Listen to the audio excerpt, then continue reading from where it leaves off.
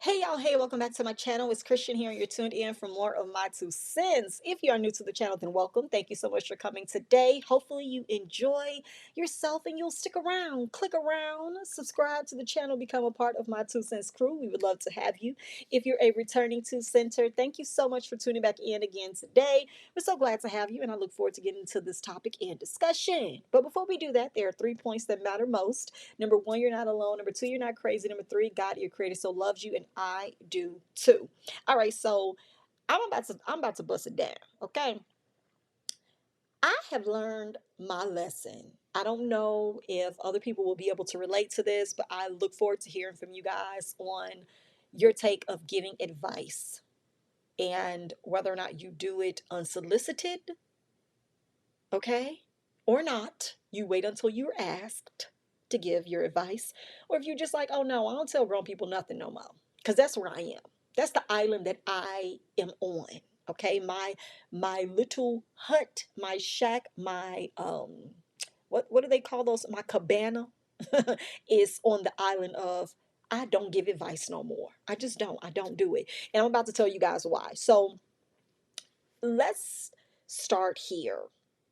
I stopped giving advice last year, okay? And now when I say I stopped giving advice, I mean I don't give feedback to anybody on anything anymore. If you come to me and you share a situation with me and you're venting, and I'm usually able to discern very quickly if someone is venting or if they actually are seeking like some kind of, feedback from me. I'm able to tell pretty quickly whether or not it's just a vent and they want to get it over with, or if it's something they want to actually find out from you, your thought, your opinion, and your advice on what they should do.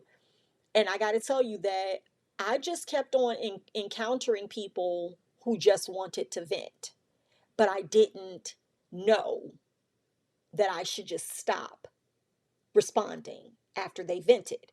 And I found this out. I learned the hard way, but I learned from being drained. Whew, being drained, being drained, giving your all when someone else is giving so little to a situation that's actually affecting them. It ain't even affecting you, but you're out here losing more energy around it than they're actually losing in it. When you realize that people are committed to living a tumultuous life, like their life is just full of turmoil and problems and misery. And I know I just used the word some people may have heard before and used, some people may have never used it before. Um, Tumultuous means excited, confused, or disorderly. Okay.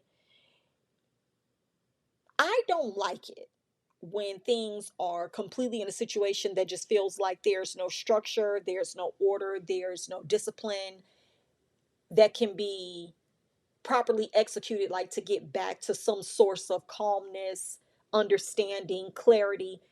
Anything in disarray, anything that does not connect with peace, or there's not a clear plan to get back to it, like boom, do this, do that, say this, act this way, let this go here, put this there, archive this here, but move forward this way. If I can't actively do certain steps to get back to order, I usually just trash the whole scenario. Like all of the situation, circumstance, everything, get it away from me.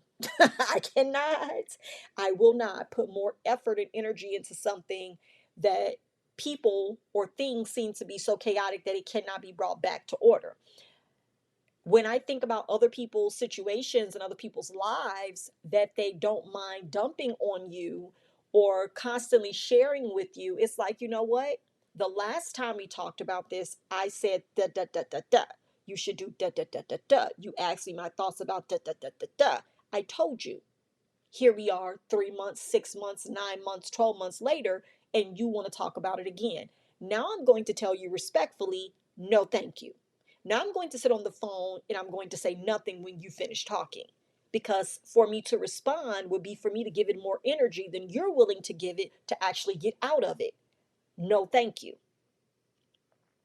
This goes for people I know who are in churches they don't want to be in, with people they don't like, they don't trust, they don't think should be the pastor, they don't think should be in certain leadership positions, but you're still there.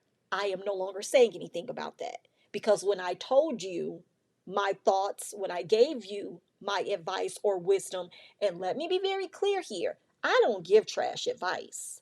And I know y'all probably like, well, that's what you think. Mm-mm, mm-mm. I give advice based off of exactly what you say to me. I break down people's statements exactly the way that they say them to me, and then I actually add logic to it.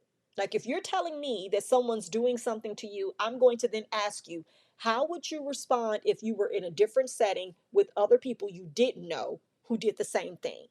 Now, think about the way that you've been treated by this person that you do know and have known for a long time, and you respect and you don't treat them like that, but you're allowing them to keep doing these things and perpetuate this kind of behavior towards you. What's the difference of you cutting them off versus a complete stranger who does the same thing, or you going off on a complete stranger who does the same thing? Do you feel like this person deserves a pass because you want to say that the Lord just needs to work on them? Or is it just really you not wanting to rock the boat because you don't want to leave the situation you're in? And to do so, to address it, would be you feeling as if though you need to leave next. I like to come at things with logic, an approach of you're in this situation because of these points here, not because we're making things up, we're imagining, we're putting other possibilities out there. I'm operating off of what you shared about what you're dealing with and giving actionable steps and advice that you could actually apply in small mannerisms, like in small effective ways, right, to get to a better outcome. When you realize that people are not going to change, when you realize people are committed to being victims, when you realize that people are okay with where they are in life, they just want to talk about it but they don't plan on doing anything about it, you stop giving advice. And then when you stop giving advice or you stop giving any feedback, guess what that leads to? Them not saying and sharing anything with you at all concerning that. And that's where I ultimately have landed myself. I no longer get approached with the bull because I stopped responding to the bull. At first, my phone line was open to it because we had relationship, like we were, friends, family, all of that. So you had access to share. But then when you start realizing, oh, Christian ain't saying nothing back.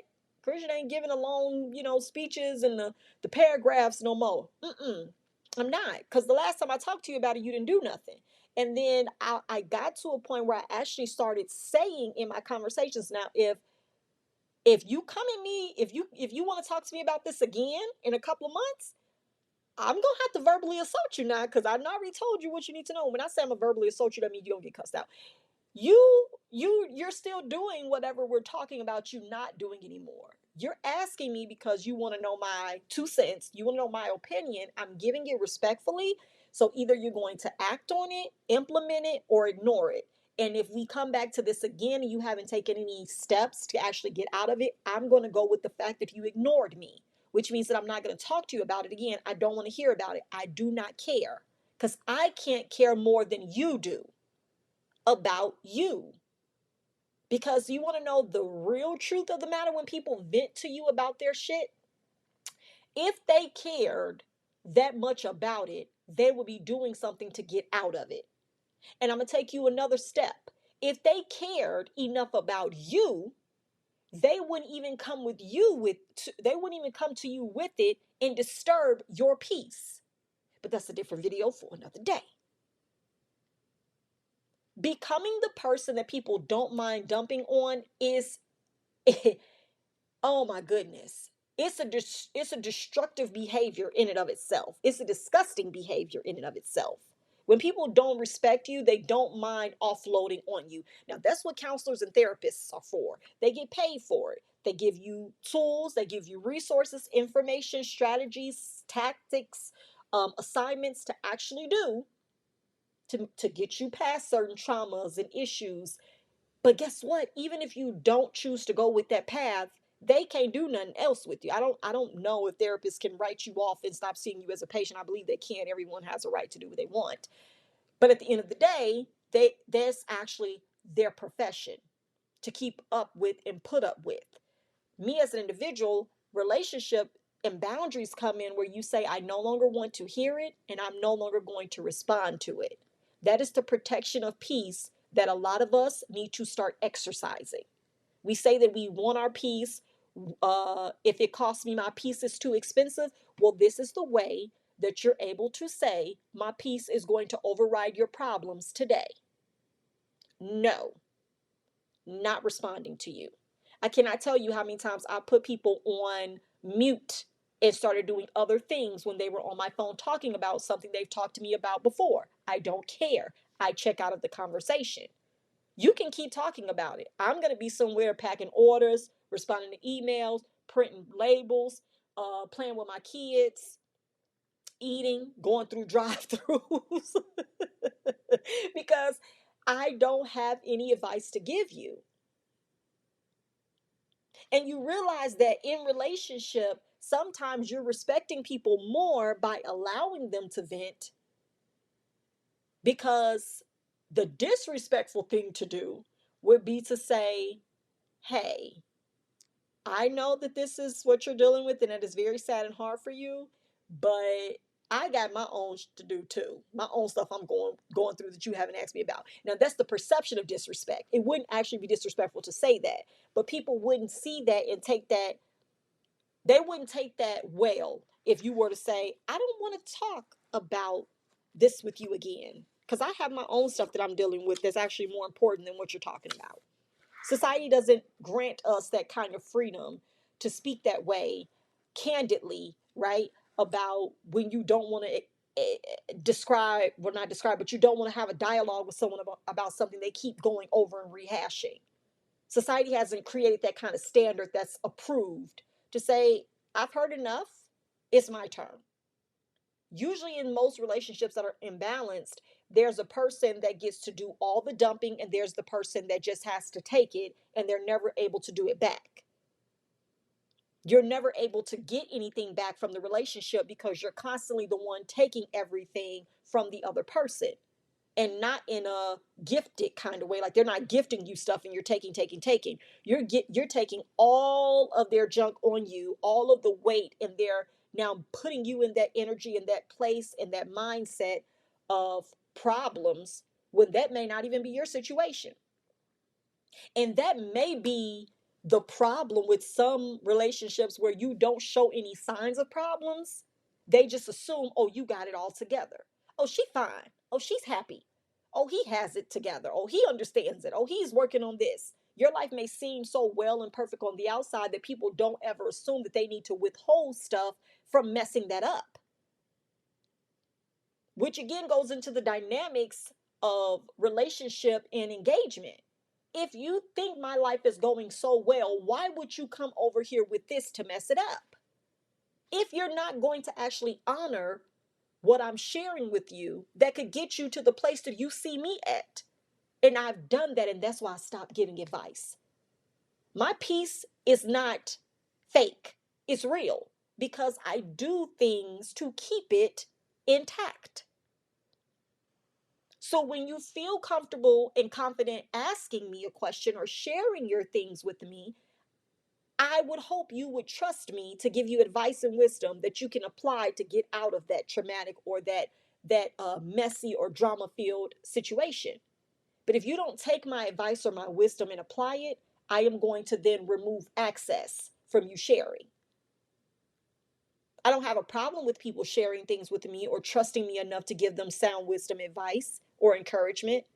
But don't let me find out. Don't F around and find out that you're not doing nothing with it. Because then that's when you lose access to me in that way, and we have to go to surface. We have to go to the surface level relationship because you don't respect the value that can actually be found. There are some people who literally are sent to disturb the peace with their problems. Life will give you problems. But let me tell you, there is only a certain amount of people I will actually interrupt their peace to present my problem with hopes that they can bring some peace to my situation. I do that with my husband all the time. If there's something going on in business or in our personal life or whatever, finances, I try to figure it out as much as I can on my own. As much as I can on my own. I either figure it out, fix it, and then I tell him about it after the fact. I'll be like, you know what happened, but don't worry about it. I got it figured out. I sent this email. I called them. I got this. I filed a claim, whatever. He's like, okay, cool. I don't bring the problem to you without having exhausted all of my resources to find a solution. Or if I bring the problem to you, I've already solved it. That's me caring about your peace. Baby, I realized people didn't give up about mine. They didn't care about my peace. So guess what I stopped doing? Giving them a piece of my mind. You won't disturb my peace of mind, PEACE, because I'm no longer giving you a piece of my mind, PIECE. Piece by piece, people are out here losing it because they're giving it to people who do not value it. Stop giving your peace away by sharing a piece of your mind. You don't have to have something to say about everything that is said to you. Let them vent and move on. What you think about that? Oh, you probably think I'm crazy. And you have people like that. They'll share something with you, and then they themselves will come back with the response. Girl, I know I'm just talking your ear off. And child, now you good. I'm just letting you get it out. That's what I say now. Oh no, you ain't bothering me. You in a safe zone. No judgment here, because more than likely I'm not listening. If you don't care enough about my peace, I will no longer share a piece of my mind with you. I will not be moved and shaken and distracted by your tumultuous energy, life, choices, or circumstances. That is for you to hold on to. You keep that. You keep that. Okay? And I'm going to stay over here with my peace that passes all understanding. Right? That's what I'm going to do. So, not giving advice anymore, I definitely realized before I decided to stop giving any advice to certain people. People like where they are. People know what you are saying to them is true. They'll hear all of the good things, all of the wisdom. They'll even say, that's good. I ain't never thought about it like that. They'll hear all of the stuff that you're saying, and it can be spot on, dead, like everything they needed to hear and everything they already know. But they'll do nothing with it. Realizing that being a victim is easier than being victorious. Do you know what it means to be victorious, y'all? Do you know the kind of effort it takes to be victorious over a situation? You're talking about being relentless, persevering, having no kind of will or desire to give in or give up, to walk away. That's what being victorious looks like. The characteristics of victory is you never being willing to accept defeat. Like it never even becomes an option because victory was always the response that you were prepared to celebrate in.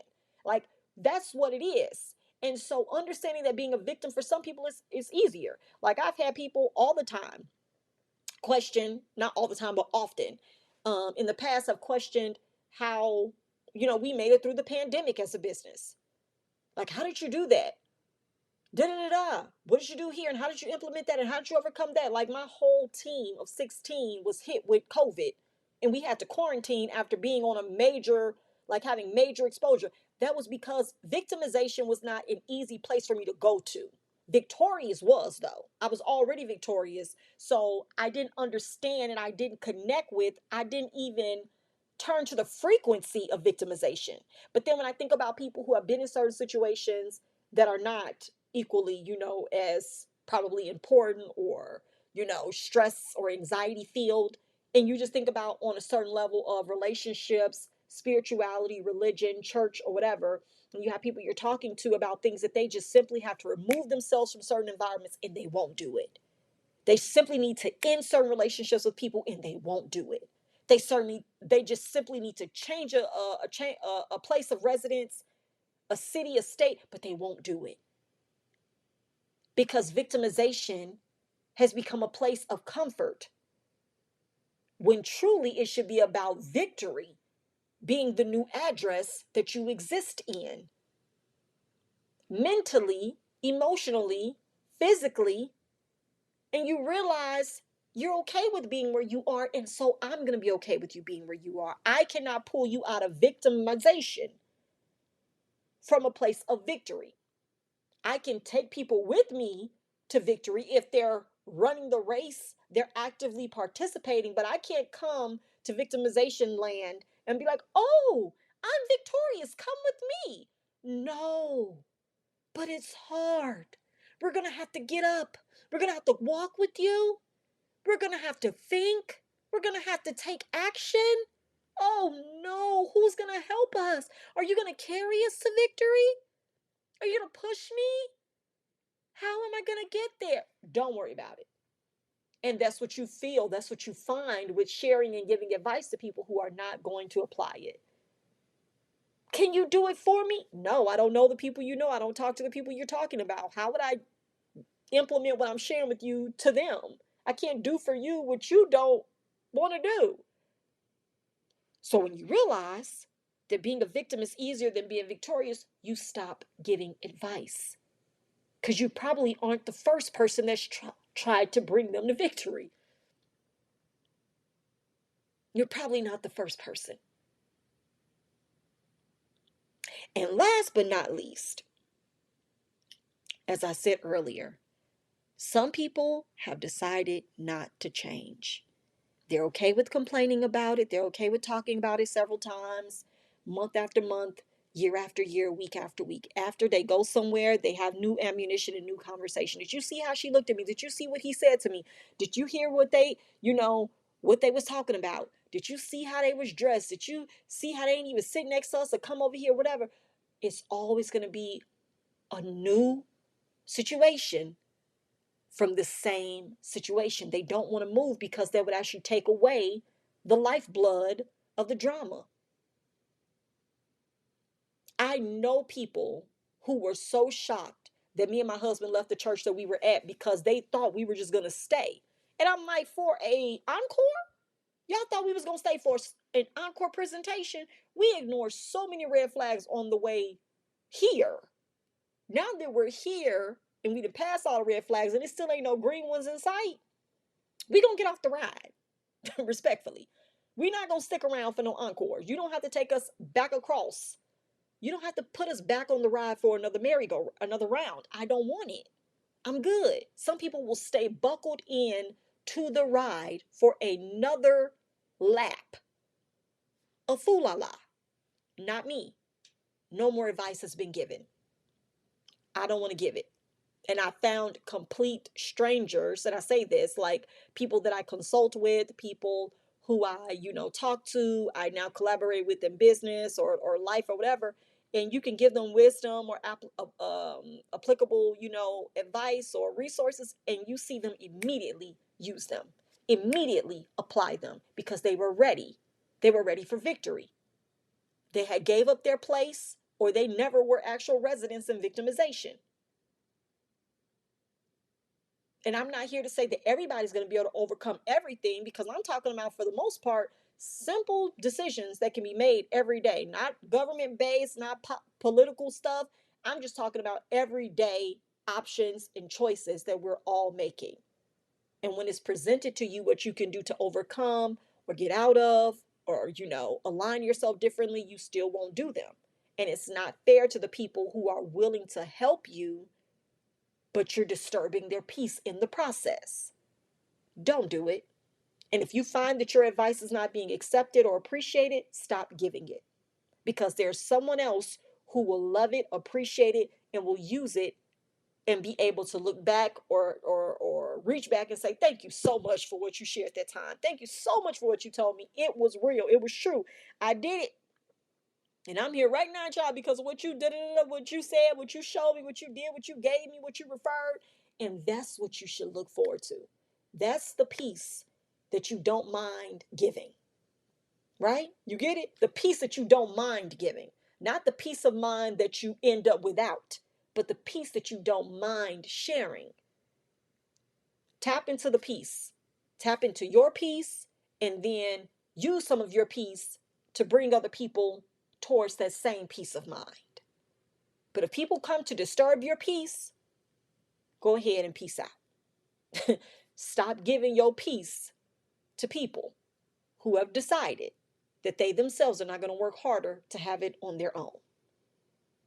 So I am no longer an advice giver, unsolicited or otherwise.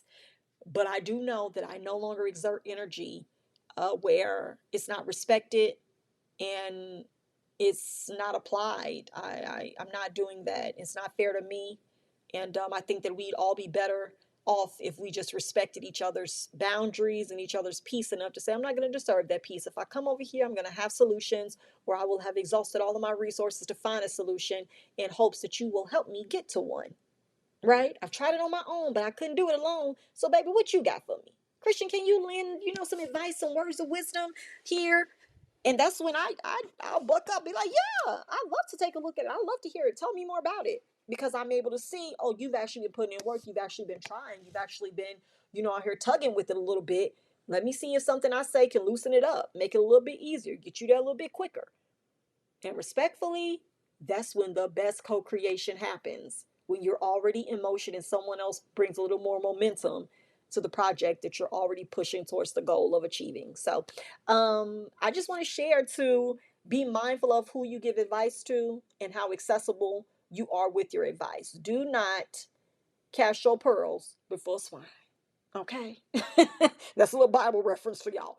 Don't cast your pearl before swine. Don't let people play with you when you know that you have good advice, you have good wisdom, sound advice, you have a sound mind. You don't have no problems other than what other people present to you.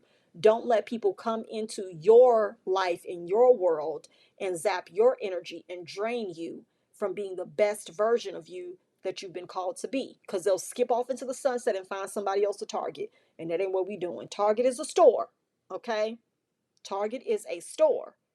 It is not who you are for people to shoot at and hit with the bullshit. Okay. If you've enjoyed the video, like and subscribe to the channel. I love to add you to my 2 cents crew.